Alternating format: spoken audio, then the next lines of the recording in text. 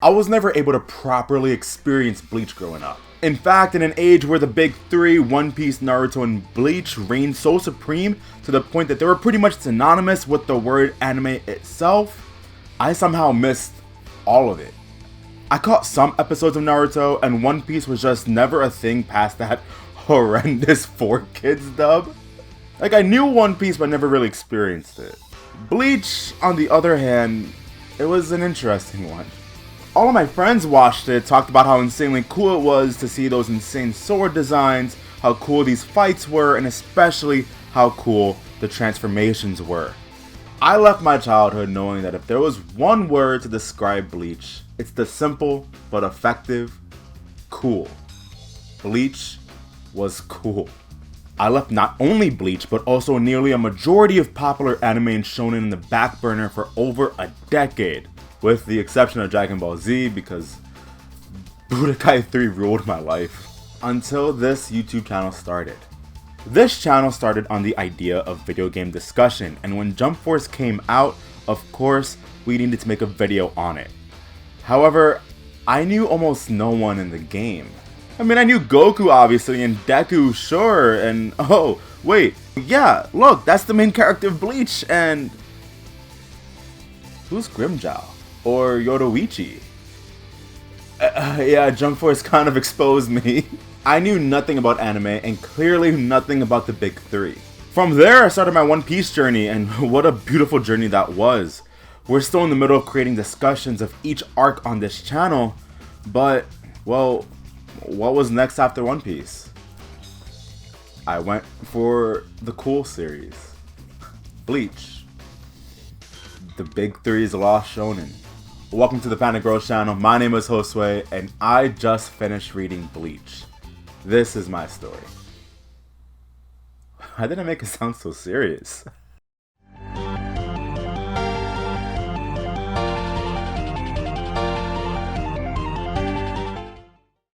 Before we get into the rest of this video, I just want to clear something up. My journey with Bleach was an interesting one, and it's one that I was scared to admit. My recent journey of going through all of the anime and manga that I've missed throughout the last decade or so has finally led me to catching up on Hunter x Hunter, One Piece, Yu Yu Hakusho, Chainsaw Man, Jujutsu Kaisen, My Hero Academia, Dr. Stone, and Black Clover, which I also really want to do a video about one day.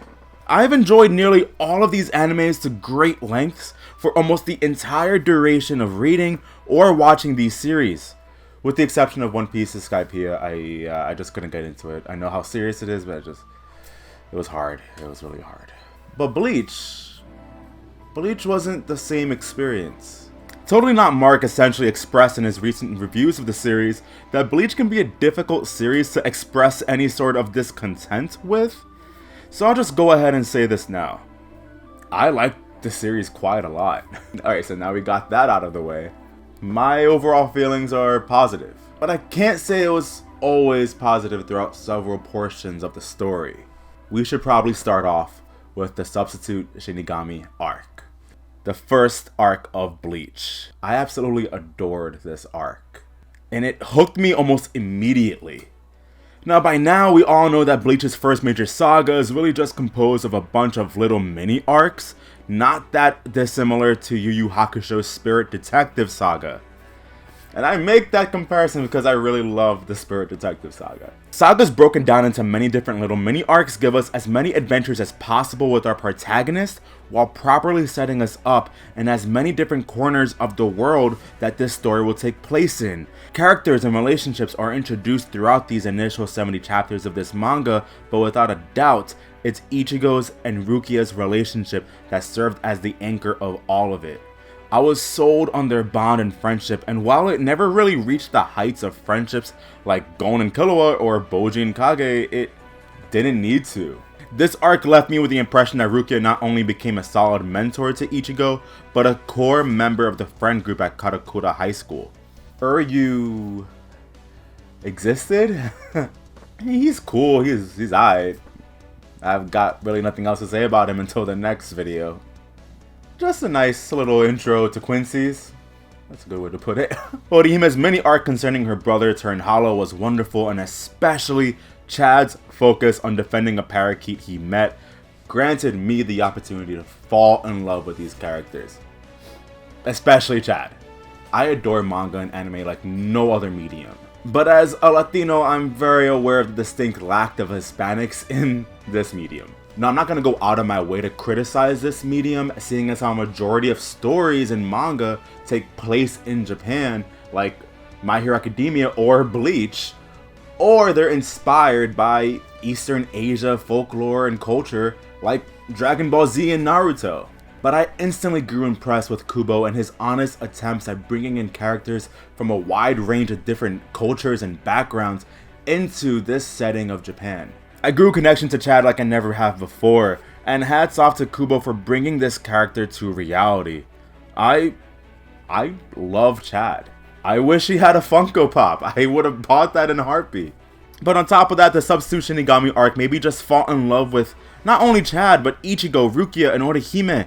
And with zero idea of how the rest of the story will go, I was just incredibly happy to see both Chad and Orihime become important to at least some degree when they both gain powers for themselves. And oh boy. I feel like I need to mention this here now. I have a very specific routine when it comes to reading manga. It's maybe a little OCD-ish. I have this thing every morning where I read 4 chapters of one long-running manga, 4 chapters of another long-running manga, 1 chapter of a pretty short manga, and then I would read 1 chapter of a physical manga, from my little library back here. So during this time, I was balancing between reading Bleach, My Hero Academia, Dr. Stone, and a copy of Yu Yu Hakusho. It was a lot. But I tend to read no more than 4 chapters just to keep everything balanced.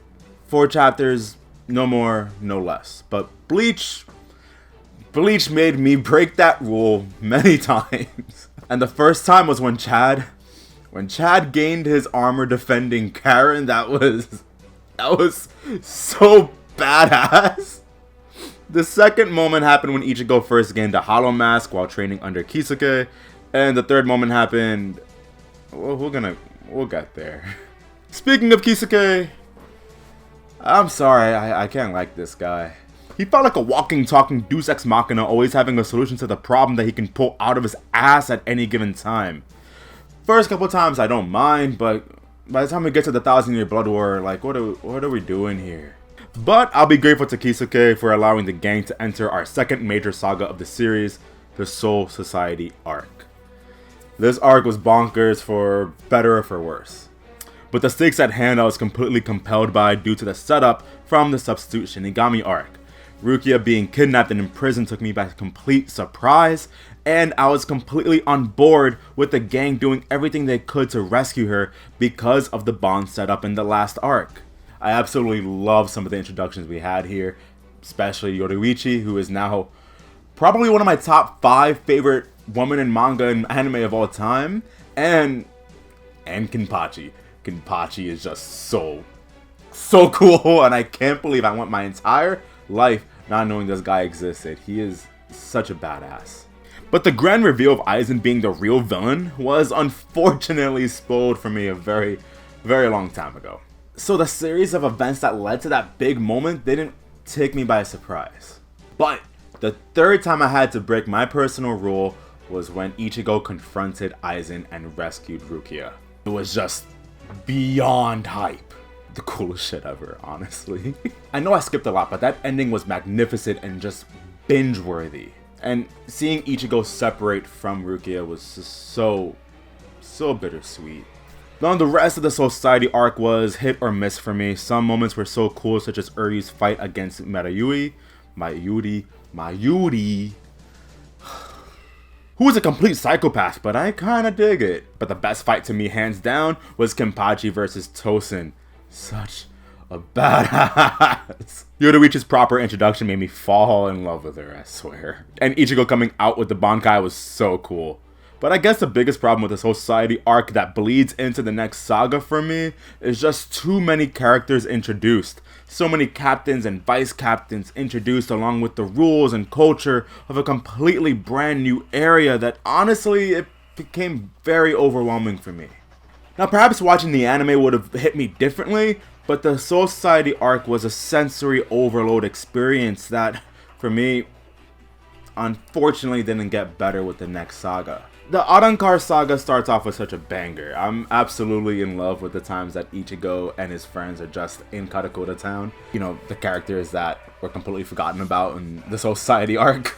And what made me love this portion the most was several of the characters introduced in the last saga deciding to come to the human world and stay with some of the characters. It added such a level of humor that I really needed and loved in this story. And I'm sure folks really liked Orihime and Rengiku together. And moving on. Ichigo's father being a Soul Reaper shocked the hell out of me. And Ichigo's fight versus Grimmjow hands down goes down as one of my favorite fights in the series.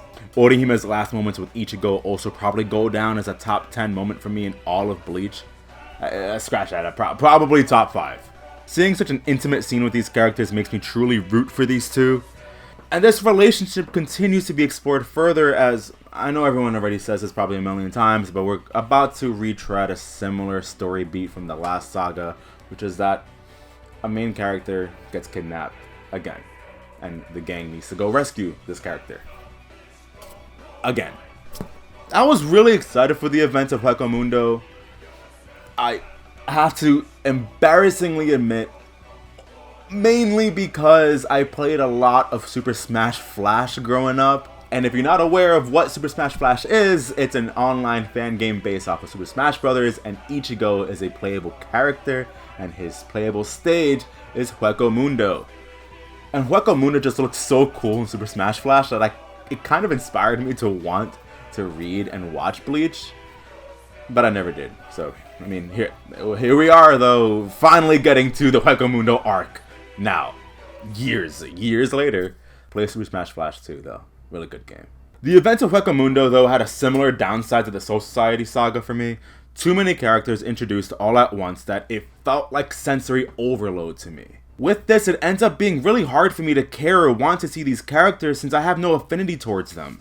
I constantly found myself wanting the story to go back to Ichigo, Chad, Uryu, Rukia, and Renji. Several story beats didn't do too much to me, and this felt particularly strongest in the battle at Fake Karakura Town segment, which I feel makes me sound insane, as I'm pretty sure people point to this being the best part of this entire saga. But I will say though, I love Nell's fight against Noitra?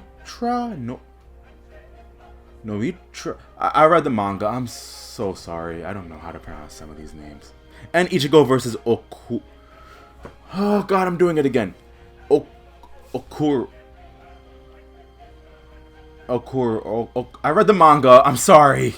Ichigo versus him was hype beyond belief, especially seeing Ichigo's vassal lord form, but even more so, just having Orihime there? Like, are you kidding?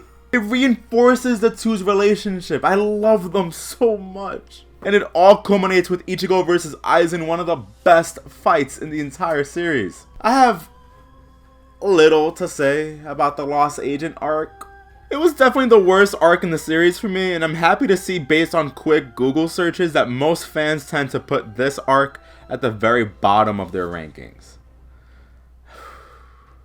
For understandable reasons. It's not a good arc. It's not good.